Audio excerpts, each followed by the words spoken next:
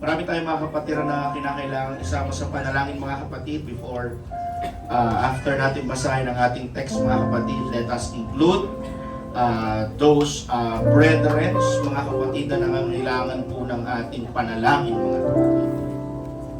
So without further ado, let us open our Bible in the book of Micah chapter 7, beginning from verse 8 up to 13. Lahat na nakita, magsabing amen? Wala pa nakita yan. Micah chapter 7 verse 8. Okay? So wala pong Bible, meron po tayo dito sa slide, PowerPoint. The Bible says, "Rejoice not against me, O mine enemy. When I fall, I shall arise." Pwede ba natin sabihin ito? When I fall, I shall rise. 1, 2, ready, go. When I fall, I shall arise. One more time. When I fall, I shall arise. Go. When I fall, I shall arise. Amen. When I sit in darkness, the Lord shall be light unto me. I will bear the indignation of the Lord, because I have sinned against him, until he plead my cause and execute judgment for me. He will bring me forth to the light, and I shall behold his righteousness. Then she that is mine enemy shall see it, and shame shall cover her, which said unto me, Where is the Lord thy God? Mine eyes shall behold her. Now shall she be trodden down as the mere of the streets. In the day that thy walls are to be built, in that day shall be decree be far removed. In that day also he shall come even to thee from Assyria, and from the fortified cities, and from the fortress even to the river, and from sea to sea, and from mountain to mountain. Last verse. Notwithstanding the land shall be desolate because of them that dwell therein, for the fruit of their doings. Ito po'y sinasabi po ng isang propeta na dumadaan sa matinding guilt mga kapatid. Walang iba, ang sumunod niyan ay si Prophet Micah. So mamaya mga kapatid, as we study his words, may God intervene in the middle of us. There is a message, there is a revelation na ibubuhos ang Panginoon sa ating kalagitnaan. Let us bow down our head and let us pray.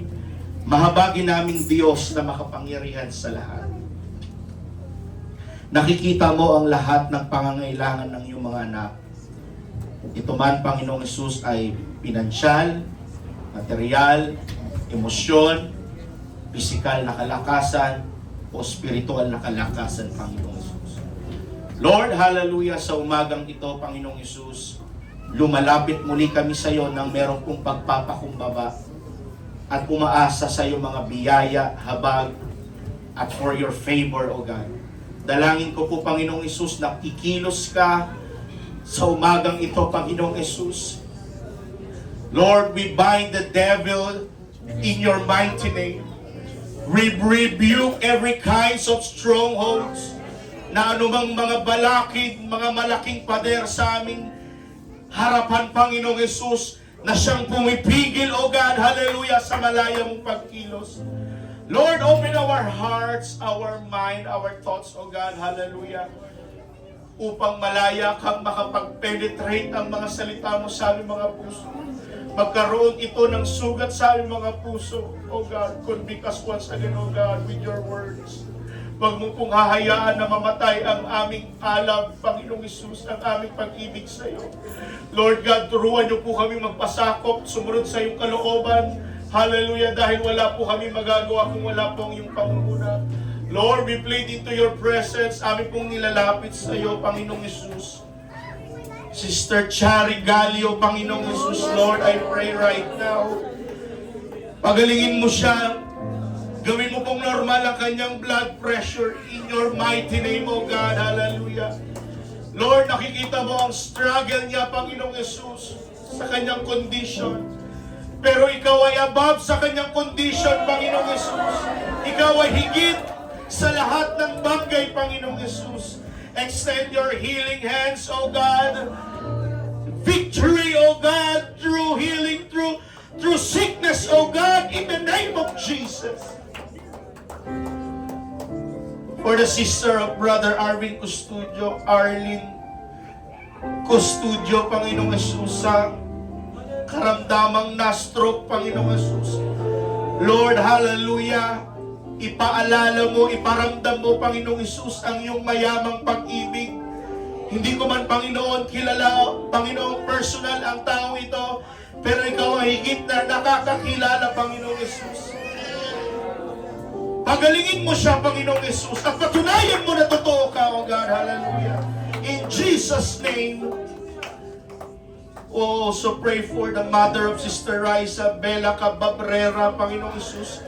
Bigyan mo po ng maayos na paghinga, O God. Hallelujah. Nasa hospital ngayon sa mga oras na ito. Lord, extend your healing, O God. Your anointing, your power, O God. You are omnipotent, O God. Hallelujah. Walang mahirap sa iyo. Abutin mo ang mga taong ito, O God. Hallelujah. We are also praying for the upcoming intratical chemo of baby Audrey at tomorrow, O God. In Jesus' name, Lord, pinagaling mo na ito, Panginoong Jesus. Lord, amin po, Panginoong Jesus, ang lahat ng aming mga dalangin pagsusumamo sa umagang ito. Panginoong Jesus, naway makarating ito sa iyong trono, O God, hallelujah. Nagkakaisa kami sa papanalangin na ito, O God. We unite in our prayers, O God, hallelujah. Pumagitna ka sa amin, Panginoong Jesus, hallelujah. In Jesus' name. Come on, we declare in Jesus' name. Come on, shout in Jesus' name. In the name of Jesus. Come on, let us proclaim. Let us magnify the presence and the power of the name of Jesus. Come on, can we shout in Jesus' name. Oh God, and your words today, oh God, magsilbing kalakasan ito sa lahat ng tatanggap. Anoint thy servant, anoint your words. In Jesus' mighty name we pray. Amen. Bigyan po natin ng masigabong palakpakan na may kasamang hiyaw. Ang nag-iisa po natin tagapagligtas. Yan po ay si Jesus Christ.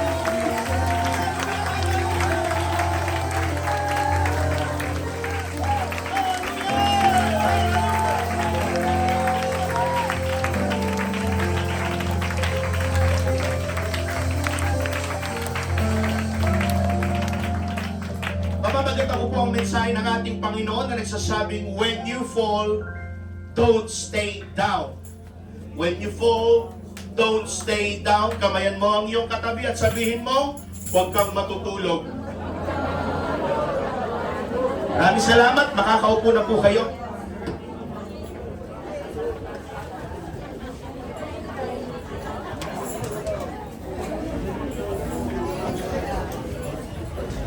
Pag-uusapan natin ay hindi po tungkol, mga kapatid, sa pag-ibig na isang tao ay na-fall, pinaasa, iniwan sa ere. Hindi po, mga kapatid.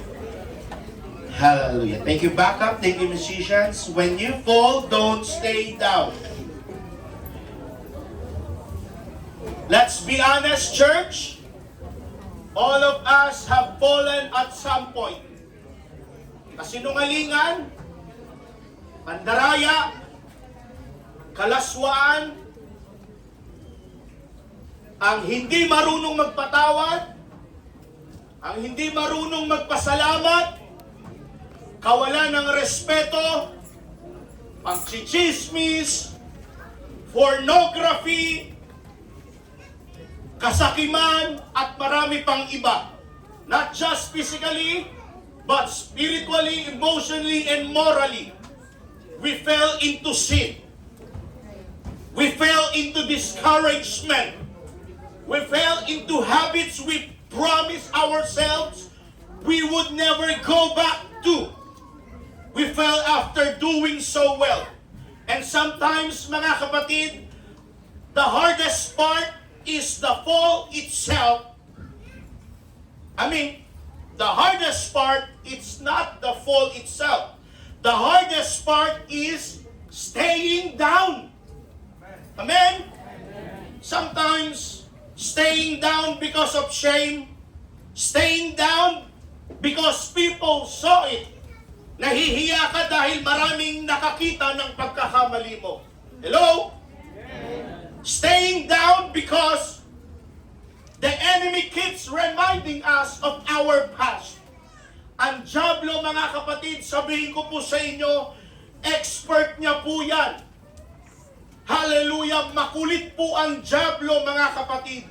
Lalong-lalo na po pag kulang-kulang ka na sa Word of God, kulang-kulang ka na sa panalangin, ipapaalala po sa iyo ng kaaway yung mga nakaraan mo. Kahit sa mga past battles na napagtagumpayan mo na, ikaw naka-move on na, sabi ko sa iyo, si Satanas, hindi pa naka-move on yan. Hello? May kausap ba ako? Si Satanas, mga kapatid, kung ikaw naka-move on ka na, matagal ka nang pinatawad ng Panginoon, pero siya, binabalik-balikan niya pa rin ang mga pangit na nakaraan mo. Ganyan ang kaaway, mga kapatid. Alam nyo, naalala ko muli yung Israelites, mga 1 taon na po silang nakalabas sa Egypt. Naalala nyo, mga kapatid, yung tinuro ko po dito, hallelujah. Pero nung time na nawala na po, nanawa na po sila sa mana na nahuhulog everyday, mas naalala pa po nila yung mga pagkain sa Egypt kesa sa pagpapalaya sa kanila ng Diyos. Mas naalaala po nila yung isda. Mas naalala pa nila yung sibuyas, yung bawang, yung melon, at yung pipino. Mas naalala pa nila yon, mga kapatid. Ang sabi ko noon, hallelujah, mas na-inlove pa sila sa Egypt kesa sa pangako ng Panginoon. Take note ha, mas naalala pa nila yon kesa sa 430 taon na sila po'y inalipin ng mga Ehipto, ng Egyptians. Now, pagdating po dito, mga kapatid, sa kasalukuyang situation ng Israel, dito po sa ating binasa, mga kapatid, there is a prophet whose name is Micah. Ang context, mga kapatid, nitong ating binasa, si Prophet Micah, he was dealing with internal guilt. Nakakaramdam po siya ng guilt. Pakiramdam niya po kasi, mga kapatid, siya po ang may kasalanan ng lahat ng bagay. This is not the voice of someone who never fell. This is the voice of someone who fell but refused to stay down. Ulitin ko sa inyo, mga kapatid, wala po sa pagkabagsak yan, nasa pagbangon po yan. Hello? Hindi po usapin dito na bumagsak ka, ilang beses ka manalugmok ng kahirapan, pinilayad ka ng dyablo, pero sabi ko sa iyo, mga kapatid, mayaman po sa habag at biyaya ang Panginoon. Wala po sa pagkabagsak yan, nasa pagbangon yan. Bakit? Again, because of the imperfection of the nation of Israel. Dala-dala po ni Prophet Micah yon, mga kapatid. Pasan-pasan niya po yung bayan ng Israel dahil sa kanilang kasalanan na naman. Na bakit parang paulit-ulit na lang ito at ang tigas-tigas ng ulo natin. Nung binabasa ko ito, mga kapatid, lagi pong ini-include ni Prophet Micah na kasama siya doon. Matigas ang ulo namin. Paulit-ulit ang kasalanan namin. Hindi niya sinasabi na kayo kasi ang titigas ng ulo nyo. Kaya nagkaroon siya ng internal guilt, mga kapatid. Na para bang pakiramdam niya na lagi silang tinatawanan ng kaaway nila. Ito na naman tayo. Sa ating kasalanan, sabay manunumbalik na naman tayo sa presensya ng Panginoon. Ganyan ang Israel, di ba? Kaasala, manunumbalik sa presensya ng Panginoon. Magkaasala na naman, manunumbalik na naman sa presensya ng Panginoon. Sasamba sa Diyos-Diyosan, babalik na naman sa ating Panginoon. Ang kulit, di ba? Ang tigas ng ulo ng Israel, mga kapatid. Now, kung babasahin po natin, mahaba kasi ang story ng Micah chapter 1, 2, and 3. Sinaway po ni Prophet Micah ang katiwalaan ng mga namiminuno. Mapang-api sa mga mahihirap. Maling relihiyon at peke ang pagsamba. At bilang propeta ng Diyos, ramdam niya po yung bigat at pressure ng kasalanan ng bayan. Parang sinasabi niya, kasama ako sa bayang ito at masakit na makita ang ginagawa natin. Pwede po kayo mag-amen. Ang sabi po sa verse 9, I will bear the indignation of the Lord because I have sinned against Him. Ano po sa Tagalog niyan? Titiisin ko ang galit niya sapagkat nagkakasala ako sa Kanya. Pansin nyo, ang ginamit niya, ako. Kasama po siya. Dapat nating tiisin ang Kanyang parusa sa atin hanggang sa ipagtanggol niya tayo at bigyan ng katarungan. Makikita natin ang pagliligtas niya sa atin na sa pamamagitan ng pagdala niya sa atin sa kaliwanagan. Kumbaga mga kapatid, meron pong daladala si Prophet Micah na leadership guilt. Kaya ang sabi po ng propeta ng Panginoon, hep, hep, hep, Satanas. Huwag ka munang magdiwang dyan. Alam niyo, pwede natin gawin din yan eh. Sabihin natin, Satanas, huwag ka munang magdiwang. Ano ang sabi niya? Even when I fall, I will rise again. Tayo, can we recall our past life? Ilang beses na tayo nagkamali, nagkasala, nagkulang, nakagawa ng mali. Walang perfectong tao dito. Lahat tayo nagkasala. Kahit kanina, baka nagkasala tayo. Naguliyawan mo pa yung asawa mo. Sigawan mo yung mga anak mo. Nagkasala tayo. Pero kahit paulit-paulit na pinare-remind ng Diablo sa atin ang ating mga pangit na nakaraan, mga bad memories at past natin, sabi ko sa inyo, kaya pong kalimutan ng Panginoon yan. Wala po kasi yan sa pagkalugmok at pagkabagsak natin. Ang usapin dito, paano ka bumabangon? Yun ang usapin dito mga kapatid. Nasa pagbangon po yan. Palakpakan natin ang ating Panginoon. Sabi ni Prophet Micah that even though I am on my darkest situation in my life, may Panginoon ako na mahihinga ng tulong. Kahit minsan ang tamlay-tamlay ko, kahit pag ganito-ganito lang ako, nagkasala man ako, matindi sa harapan ng Panginoon, ngunit nandito pa rin ako sa church. Nakakahanga ang isang Kristiyano mga kapatid na inula ng pagsubok, bat-bat ng pressure ng buhay, pero makikita mo nandyan pa rin sa church. Nagsusumikap pa rin. Present pa rin sa lahat ng gawain. Hindi mo nga makita na may problema ang isang kapatiran na yun. Kahanga-hanga ang isang Kristiyano makita na kahit inuulan ng problema, nandyan pa rin sa church. Nakikinig. Hindi mo alam na idala-dalang problema yan ngayon. Present pa rin ngayon. Ang ganda-ganda ng ganong mindset, mga kapatid. Sana maging eye-opener sa lahat. Mga kapatid, why? Sa dami-dami ng bulong ng sanlibutan, mas naririnig mo pa rin ang calling ng Panginoon. At sa dami-dami ng alok ng mundo, paanyaya pa rin ang Panginoon ang tinatanggap natin. Kahit na inuulan at binabagyo ka ng pagsubok, problema, nakukuha mo pa rin ngumiti.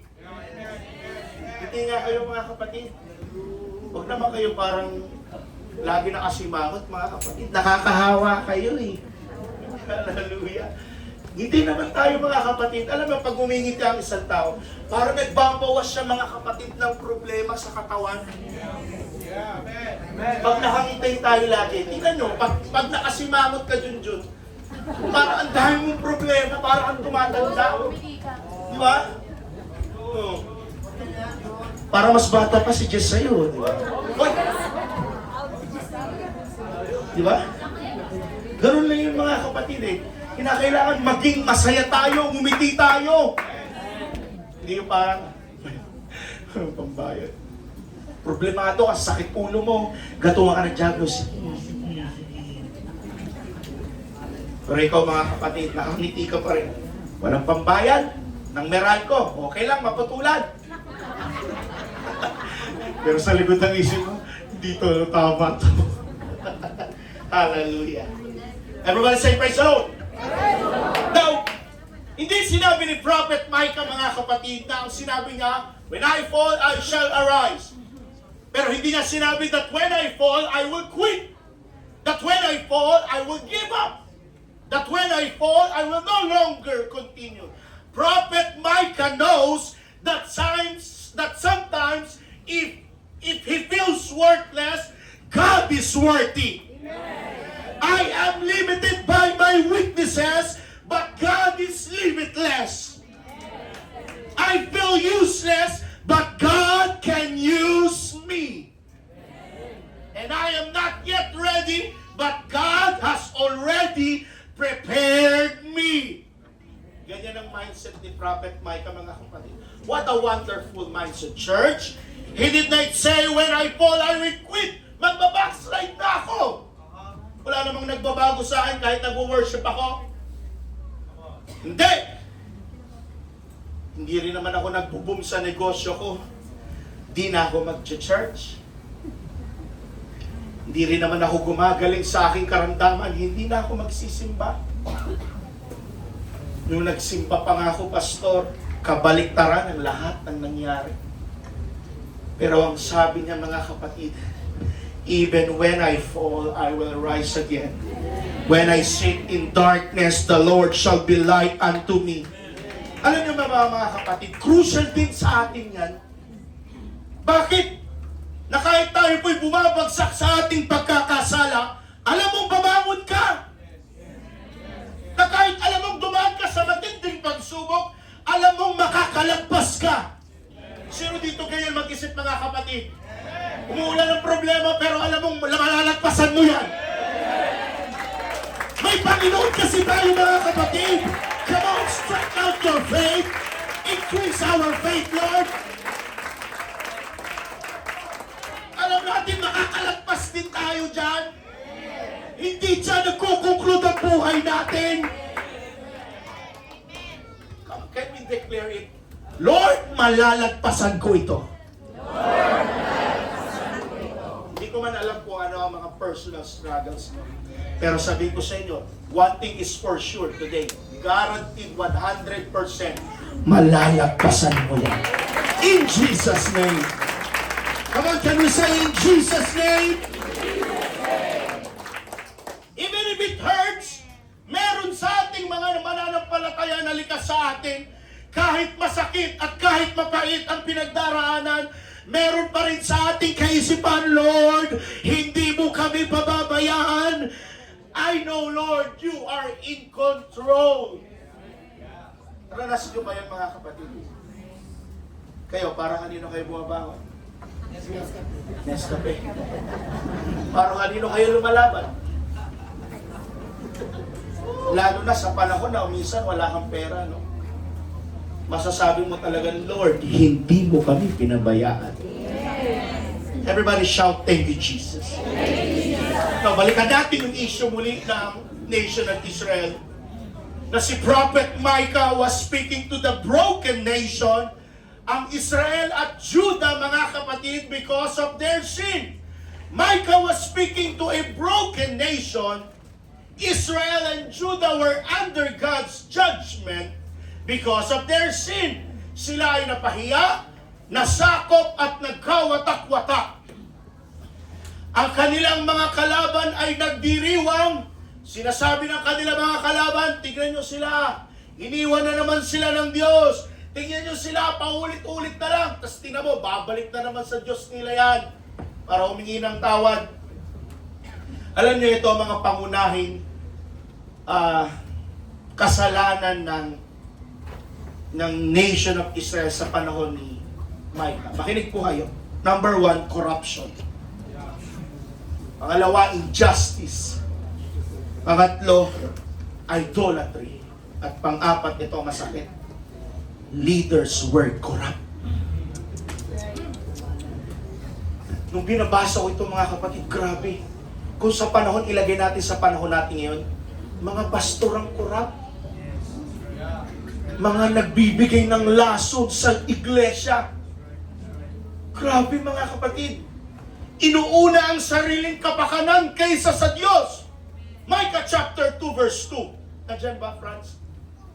Kapag nagustuhan nila ang lupa, ng may lupa, kinakamkam nila ito.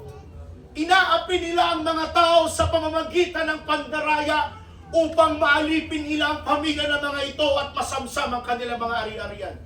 Ang mga taong ito, sila po yung mga priests at mga other prophets. Pinaplano nila ang kasamaan. Inaagaw nila ang mga bukirin at mga bahay na may mga pagmamayari. Inakamkam nila ang lupa ng may may-aring lupa. Ibig sabihin, planado ang pandaraya at hindi aksidente. Nabibili ang hustisya. Ang mga hukom ay humahatol kapag may suhol. Ang hustisya, batas ay para lang sa mayaman. Parang kanta ni Bambo ba yun? Totoy, binisan mo. Binisan. Kuya Woody, correct mo ako. Totoy. Totoy. Hindi pula't dilaw tunay na magkaaway. Ang kulay at tatak ay di siyang dahilan. Hanggat marami ang lubog sa kahirapan at ang hustisya ay para lang sa mayaman. Habang may Diyos. Diyan ata kinuha ni Bambo yung kanta, mga kapatid. Yung tatsulok, mga kapatid, Bible inspired. Mamaya, kantahin natin, Kuya Woods.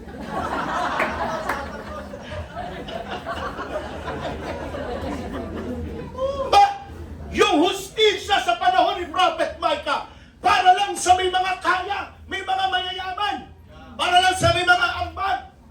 Pero yung ikaw mga mahirap, wala. Sipayan. In Micah chapter 3 verse 11, ang kanyang mga pinunoy nagpapasuhol muna bago humatol. Nagpapaupa ang mga pari para magturo. Oh, pari na yan, ang mga priest yan, ha? At ang mga propeta naman nanguhula dahil sa salapi. Gayunman, umaasa sila kay Yahweh at sinasabi, nasa kalagitnaan natin si Yahweh, kaya walang kasamaang darating sa atin. Ginamit pa ng Diyos sa kanilang mga kawalang hiyaan. Oh my goodness.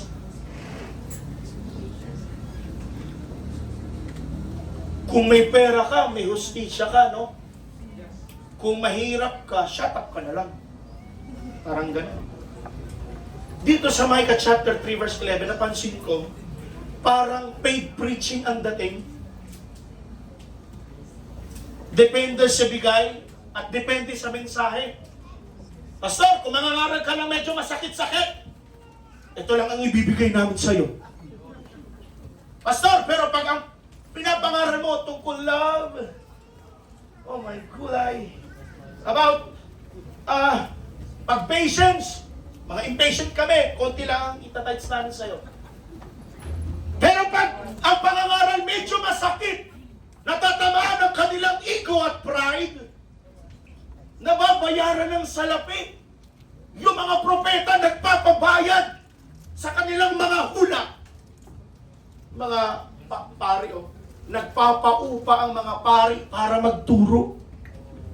Lalabas na paid preaching ang dating. Oh, hallelujah. Corrupt pati ang mga relihiyosong leader. Yung mga religious leader. Yan ang kasalanan na naiinis at nagigilt si Prophet Micah. Mga bayarang pastor, mga bayarang pare, mga bayarang priest, mga propeta, mga pulaan yan eh. Families were broken. Truth was gone and judgment was coming. But in the middle of that mess, si Prophet Micah nagsalita tungkol sa pag-asa. the fall, he doesn't pretend the consequences aren't real, but he declares something powerful. The fall is not the end of the story. Naniniwala ba kayo mga kapatid na hindi pa tapos si Lord sa inyo? Naniniwala ba kayo dyan?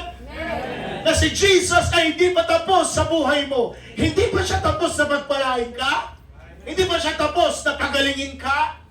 May plano pa rin ang Panginoon sa buhay mo. Amen? God is not yet done. Can we clap our hands to Jesus?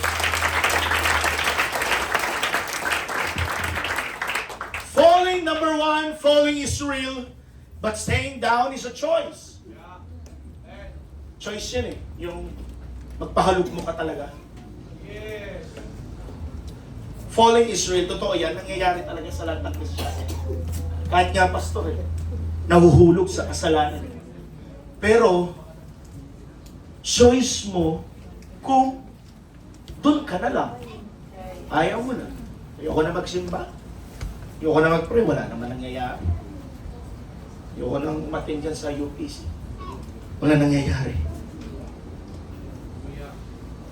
In Micah chapter 7 verse 8, when I fall, notice this, Micah doesn't say if I fall. He says, when I fall. The Bible never pretends God's people are perfect. Naalala niyo si Abraham, nagkasala siya. Ano yung kasalanan ni Abraham? Nagsinungaling siya. Pinalabas niya mga kapatid na si Sarah kapatid niya lang. Iasawa niya naman talaga, hindi ba Kuya Chito? Di ba? Pinalabas niya na sister na lang si Sarah. Pero ang totoo, asawa niya naman talaga yun. Nagsinungaling siya eh. Si Moses lost his temper. Ginabahan niya yung bato sa galit. Imbis na kausapin ito gaya ng inuutos ng Panginoon. O, yan nangyari. David committed adultery. Pagpatol sa hindi na asawa. Nandun siya sa taas ng kanyang balkonahe, naliligo si Bathsheba, nagtatanggal ng kanyang bra. Bra na ba dati? Tatanggal ng saplot. Tumingin si David na parang tingin ni Michael. Pwede na hulog sa kasalanan. Committed adultery. Oh. Panguli, si Peter denied Jesus Christ. Natakot siya sa pressure ng sitwasyon. Bakit niya pinagkanulat 3 beses sa Panginoon? Nape-pressure siya sa sitwasyon. May damsel na babae na dumikit sa kanya. Kasama mo yun, di ba? Hindi ko kasama yun. Wala, hindi ko kalala yun. Eh kung sinabi niya kasama ko yan. Halika, sumama ka! Ikapos din yan! Oh. Ano yung ginangyari? Dininay niya ang Panginoon. Tumilaw ang... Pero tingnan niyo mga kapatid. Sila ba'y nagstay sa kanilang pagkakamali? Sa buhay na lang ni Pedro. Kung nagstay si Pedro sa kanyang pagkalukmo, mga kapatid, hindi siya gagamitin ng Panginoon sa Acts chapter 2. Na 100,000, hallelujah, ang nabautismohan sa pangalan ng ating Panginoon. Mga kapatid, hallelujah, huwag kayo mag-stay sa pagkalugmo. Bumawod ka! I say it again, bumawod ka! Isama mo ang Panginoon. Isumpit mo ang panalangin ko araw-araw. But you know what, church? Falling down does not disqualify you from God's grace. Staying down does. Hindi porket nalaglag ka sa pagkakasala, disqualified ka na sa grace ng Panginoon. Yan nga ang mga gusto ng Panginoon eh. Yung tayo'y makasalanan, ino-offer natin ang ating sarili, Panginoon, ako ito. I am imperfect. Marami ako mga flaws, Panginoon. At lumalapit tayo sa Kanya. Diyan in love ang Panginoon. Sa taong marunong magpakababa. Sa taong marunong umamin ng pagkakukulang at pagkakasala. Pero yung mga Kristiyanong, ay, bala ka dyan, Lord, ikaw lalapit sa akin. Ang gusto ng Panginoon, tayo mismo ang lumalapit sa Kanya. Inaamin natin na Panginoon, nagkasala ako. The enemy loves to shame us after we fall. At ang bulong ng Diablo, you're done. You lost your chance. God is tired of you. But Micah talks back to the enemy, do not rejoice over me, my enemy. Huwag ka muna magdiwang, Satanas. Hindi pa tapos ang Diyos para sa akin. In other words, yes, I fell, but don't celebrate yet. Some of us need to stop agreeing with the enemy's commentary about our lives. Your fall is not proof that God is finished with you. It may be proof that God is not finished shaping you. Hinuhulma lang tayo ng Panginoon. Huwag kang magagalit sa Diyos kung minsan nagagalit siya sa iyo. Minsan natatamaan ka sa pangangaral. Kasi may inaayos lang sa iyo ang Panginoon. Yun. Kung salamat sa Panginoon kung ang tanggap ng mensahe ng Panginoon para sa inyo ngayon, sa lahat mga nagdaang pangangaral, nasasaktan ka, inaayos ka ng Panginoon. Pero kung ang dating sa'yo na salita ng Diyos, wala nang kadating-dating sa'yo, wala ka nang maramdaman sa bawat mensahe na lumalabas, check your heart. Pero kung ang dating sa'yo ng salita ng Panginoon, bawat pangangaral, nasasaktan yung puso mo, may inaayos ang Panginoon. Naniniwala ba kayo may inaayos ang Panginoon sa mga buhay natin? In any areas of our lives, in every aspect of our lives, may inaayos ang Panginoon sa atin. Hallelujah! Yes, spiritual filled ka, lahat ng gawain natin mo. Pero may kulang ka sa physical naman, nangihina ka. Hindi ka malakas ang pangangatawan mo, pero spiritually, patay ka naman. May inaayos sa atin ang Panginoon. Dito nga sa church, mga kapatid, hindi tayo pare-pares ng abilidad. May magaling sa ganito. May magaling sa ganito.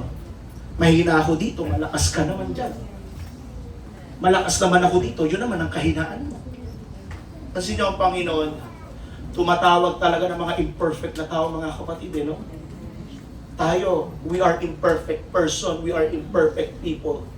But thanks to our God, we serve a perfect God. Hallelujah. Can we clap our hands to Jesus? Number 2, darkness is a season, not a destination. Micah chapter 7 verse 8 again. When I sit in darkness, the Lord will be a light to me. Ang darkness na tinutukoy, mga kapatid, dito, it represent guilt, confusion, discipline, pain, and consequences.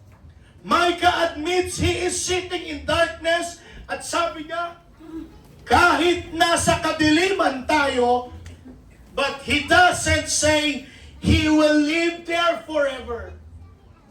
Here's the truth, church. Your current situation doesn't define your future. Your today's struggles are not your destination. Bakit? Napipredict mo na ba mangyayari bukas? Bakit? Alam mo na ba mangyayari sa next February? Sa next month? Ano ka? Si Rudy Baldwin? Diba? Sino ba yung mga famous na Pinoy ngayon? James ano? Jay Costura. Mga sikat ngayon yan sa TikTok, mga kapatid, Diyos ko. Mga nagbibigay ng hula. Lalo yung si Rudy Baldwin, mga kapatid. May mangyayari sa 2026. Talaga naman may mangyayari. Di ba? Kahit nga si Kibuloy, di ba? Ang galing pa ng timing, no? Live dati yun sa kanyang channel sa TV. Lumindol. Lumilindol talaga. Ramdaman niya. Naka-live yun, ha? Tapos, sinabi niya, tumigil ka, Lindol. Tumigil din. Kaya parang pinaniwala din talaga siya na may kapangyarihan siya. May authority siya. Pero mo, kaya wala talaga, mga kapatid, makakapag-define ng ating you're next. Pero ang Panginoon lang ang may kaya niyan. Si Jesus lang makakasabi. Hindi natin alam, Brother Chen. Baka next 2 years. Ano ka na, pastor ka na, di ba? Diba? Baka isang billionaire tycoon ka na, di ba? Oh, hallelujah. Prophecy ata yun, Ate Kat, hallelujah. Thank you, Jesus. Ikaw, Jun, hindi mo alam. 2 years from now. May asawa ka na, oh, hallelujah. Sino pa?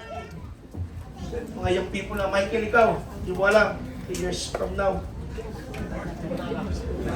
Full dapper ka na. Mga anak mo, di ba? Grabe. O, wala naman sini.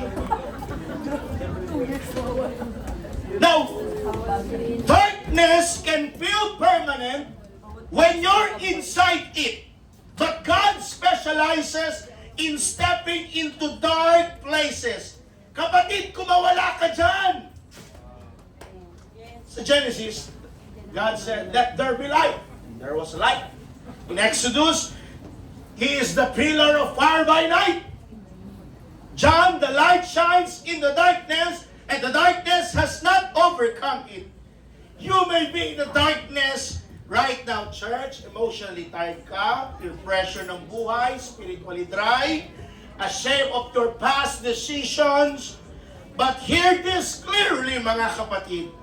Darkness is not the absence of God. It is often the place where God reveals Himself most clearly.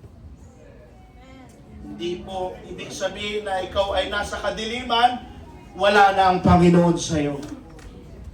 Amen? Number 3, accepting discipline without losing hope.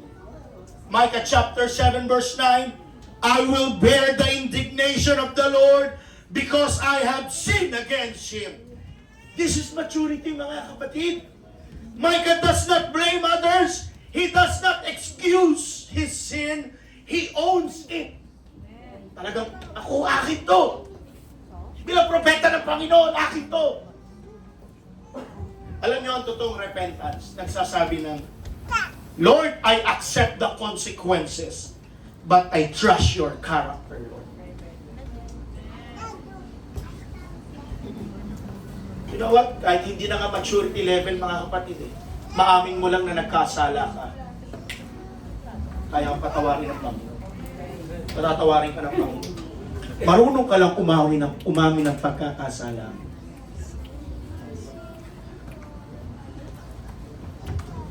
Nangyari na kay Bong Revilla ngayon, mga kapatid. You cannot spell Mandarambong without Bong. God's discipline is not punishment meant to destroy you. It is correction meant to restore you. At kung minsan, mga kapatid, yung bulong ng dyablo sa atin, minsan, namamagnify natin din eh. Na huwag mo kasing entertainin. Alam nyo si Satanas, sinungaling yan. Si Satanas, deceiver yan. Si Satanas, accuser po yan. Wala siya ibang bukang bibig, puro kasinungalingan. Wala po siya ibang bukang bibig, kundi pandaraya. Puro siya paratang, lahat gagawin niya, mahulog ka lang sa temptation. Gagawin niya lahat para mahulog ka sa kasalanan. Na huwag ka na magsimba, huwag ka na kumatin, huwag ka nang magtikapo, huwag ka na magtaas ng kamay. I-injikan ka po niyan. Minsan, ine-inject ng kaway, unforgiveness spirit. Alam niyo, mga kapatid, kapag nauunawaan talaga natin ang konsepto ng Bible, madali po magpatawad. Meron pa bang struggle dito sa pagpapatawad? Lalo-lalo na, Pastor, pag ang bigat-bigat ng kasalanan ginawa niya sa akin, hindi talaga kapatawad-tawad. Pero alam niyo, mga kapatid, naway mag-manifest din sa atin ang Espiritu ng ating Panginoon. Imagine niyo si Jesus na yun. He bear all the sin all over the world humankind na kahit hindi nakasalanan, siya ang napako sa krus. Kasi mahal tayo ng Panginoon at puno ng kaawaan ang Diyos. Kahit ang Diyos, puno ng kapatawaran. Tapos ikaw, hindi ka marunong magpatawad. I-enjikan ka ng Diablo yun eh. Sometimes rebellious spirit, i-enjikan ka rin ng kaaway. Meron kaya mga ibang church, mga kapatid, na may mga kapatiran na grabe rebellious spirit. Lumalaban sa pastor, against sa tinuturo ng church. Rebellious spirit yan, mga kapatid. Sundin kasi natin yung mga namiminuno sa atin. Kasama kasi sa tinuturo ng Panginoon yung pagpapasakop eh.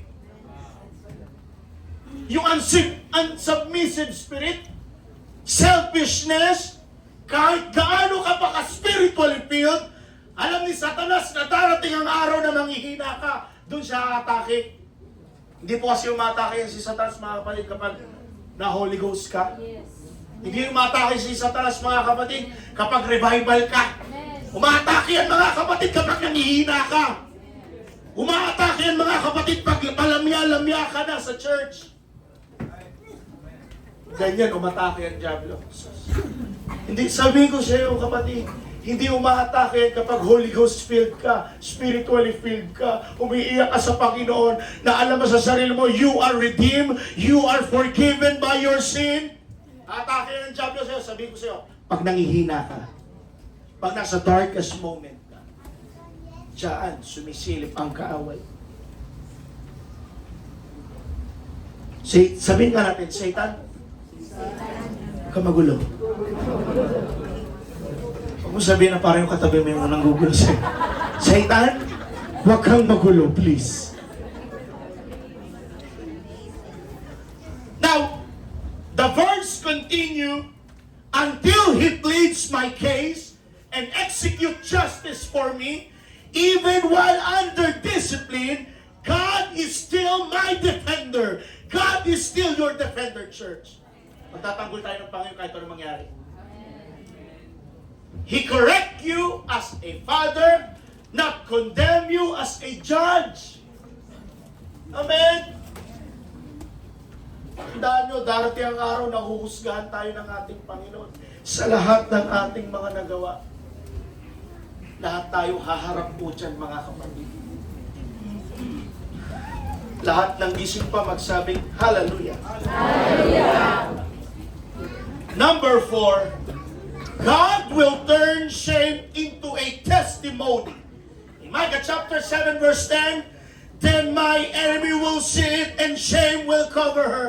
The same people who watch you fall will eventually watch God lift you up. The same enemy that mocked you will silence by God's restoration. Alam niyo, mga kapatid, dito ko napansin, God doesn't just pick you up quietly. Sometimes He restores you publicly. So everyone knows it was His grace. Para malinaw sa lahat, hindi mo kinaya ng sarili mo yan. Hindi ikaw ang nagpagay dyan. Galing yan sa Panginoon. Hindi tsamba, hindi lang sinuswerte ka. Biyaya ng Panginoon yan. Kundi sa biyaya yan galing, mga kapatid. Sometimes kasi ganito, kapag tahimik ang restoration, ikaw lang ang nakakaalam. Pero kapag public, pati yung mga nakikita ng pagbagsak mo, yung mga nagtututuda sa'yo, yung mga nagsasabi sa'yo noon, wala nang hindi na magbabago yan. Addict talaga yan. Manginginom talaga yan. Hindi na magbabago. Wala nang chance na mapunta langit yan. Yung mga umaasa na hindi ka nababangon, makikita nila na kaya ka pa rin itayo ng Diyos. When I fall, I will rise again. Hindi ito para ipahiya ka. Hindi rin para ipagmayabang mo. Ginagawa po ito ng Diyos para ipakita na ako ang gumawa, anak. Si Jesus ang may akda. Si Jesus ang gumawa. Hindi. Sometimes mga kapatid, wag yung sabihin mga kapatid, that God only bless in silence times, in a quiet moment. God can restore you publicly. Para makita at para ipahiya ang kaaway. Hindi para ipagmayabang, kundi para isabihin ng Panginoon, ako ang gumawa niyan, anak.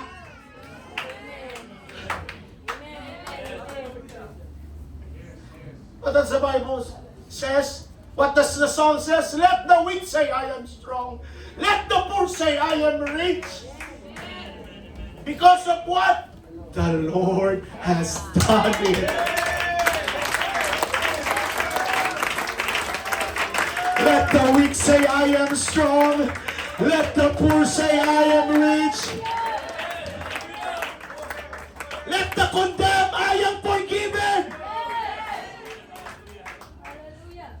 Parang kay Prophet Micah, when I fall, I will rise again. Hindi niya itinago ang pagbagsak, pero mas hindi itinago ng Diyos ang pagbangon. Bakit? Bigat na ang nation of Israel eh. Sa mga parit, mga bulaang propeta, mga nagpapasuhol, mga nagbibigay ng patong, increase, interest, ng kakapkam na mga bukirin. Aba, may mga matitinding broker na pala dati mga kapatid. Nangangkin ng mga bukirin na hindi kanila. Mga ano pa, kinakamkam nila yung mga lupa na may mga may-ari na mga lupa.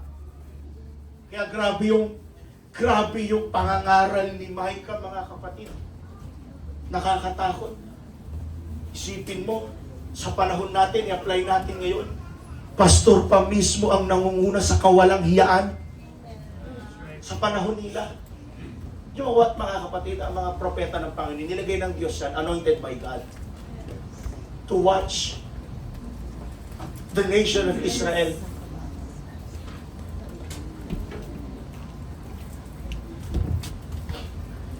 What the enemy went to use as your ending becomes your evidence. Hindi tinatago ng Diyos ang pagbagsak. Nandyan nga yan publicly eh. Pero mas hindi tinatago ng Panginoon ang pagbangon natin. Kasi ulitin ko mga kapatid, wala po yan sa pagkatumba. Nasa pagbangon niya. Let us clap our hands to Jesus. Everybody shout, clap your hands. God is a God of rebuilding, not just rescuing. Micah chapter 7 verse 11 to 13. A day for building your walls will come. And God doesn't just pull us out of the pit. He rebuilds what was broken. Yung walls na tinutukoy dyan, mga kapatid, sa Micah chapter 7, verse 11. It represents protection, boundaries, and identity. After nilang mahulog sa pagkakasala, God often rebuilds them as stronger them together. Better boundaries, deeper humility, stronger faith, and clearer dependence on Him. The fall exposed weaknesses, but grace rebuilds them. Tandaan nyo lagi mga kapatid, it is only by the grace of God. Kaya tayo nagpapatuloy. Marahil kung wala ang grace ng ating Panginoon, wala ang oxygen eh. Wala ang mga blessings eh. Mamamatay tayo. Pero salamat sa Panginoon, it is only by the grace of God. Lapit na ako matapos mga kapatid. Micah's message is simple but powerful. Yes, nahulog ka. Yes, there is a consequences. Yes, there may be a season of darkness. But hear this clearly mga kapatid. Falling is not final. Darkness is not permanent. Discipline is not rejection.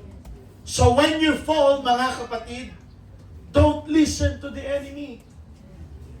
Mga young people, kapag kayo ay natatamaan sa mga pangangaral, nasasaway kayo, huwag payo ng barkada ang pakinggan nyo. Huwag si Bes, huwag si tropa ang pakinggan na payo. Pakinggan nyo yung payo ng inyong mga magulang. Pakinggan nyo ang payo ng inyong pastor. Huwag kayo humingi ng advice sa kanila. Walang mapupulot dyan. Imbes na gusto kang i-restore ng simbahan, gusto kang i-restore ng church, wala, pinapakinggan mo, payo ng barkada mo. Gusto ka yan madala sa sanlibutan?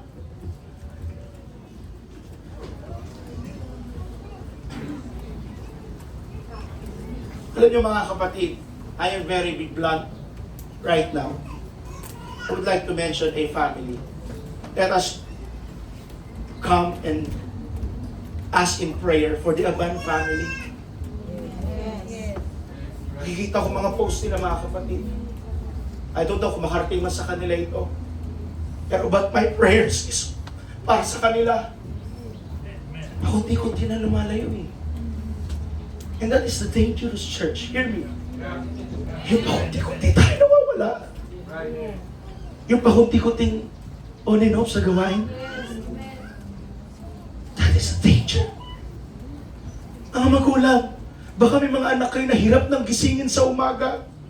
Simba na tayo. Mamaya na pa. Pagbigyan sa una. Sunod linggo po mga lawa. Tadyakan mo na. Gisingin mo na. Let us pray for those who backslide. Hindi natin sila hinuhusgahan. Pero meron sinasabi ang Bible na kapahamakan. Pagdating ng araw. Let us pray for them.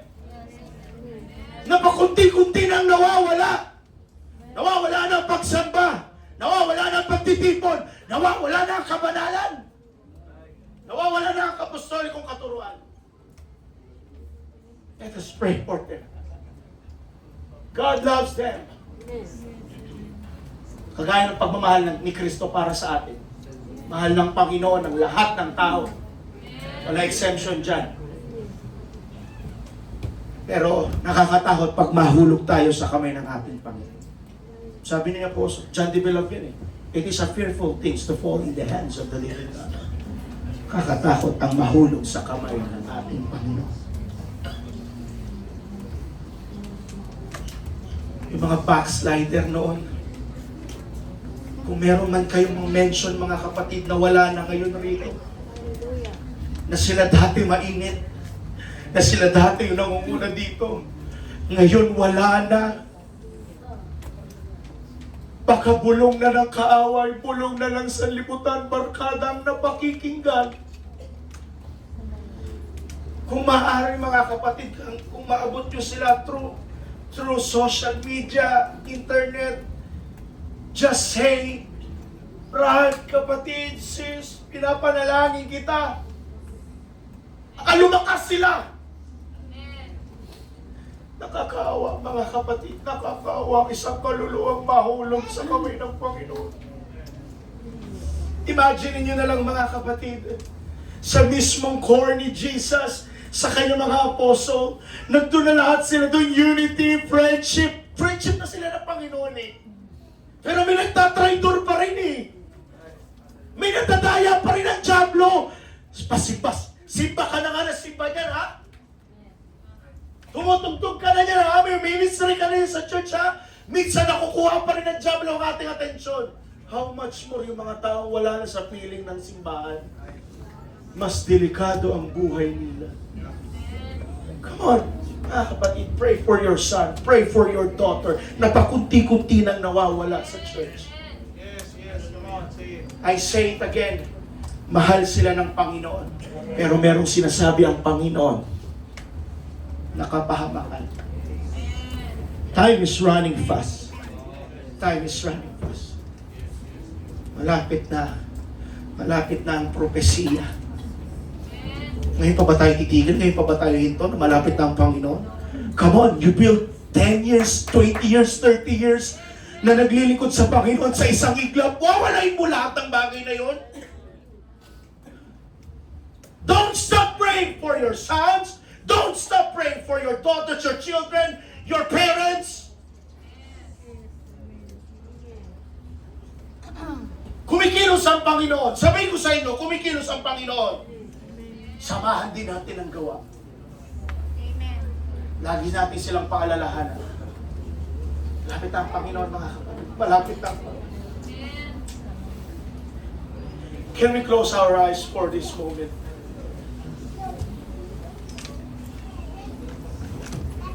At pwede ba natin ma-realize ngayon, mga kapatid, kung gaano siya kabuti?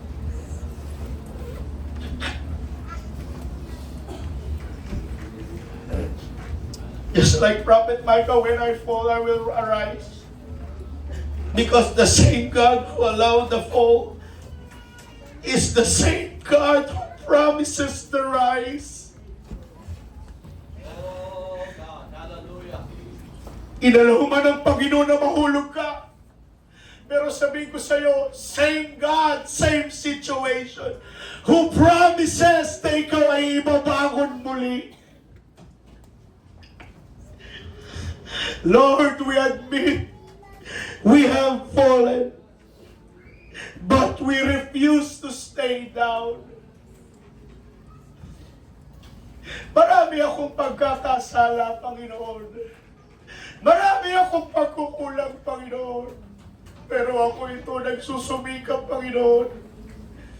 Naabutin ka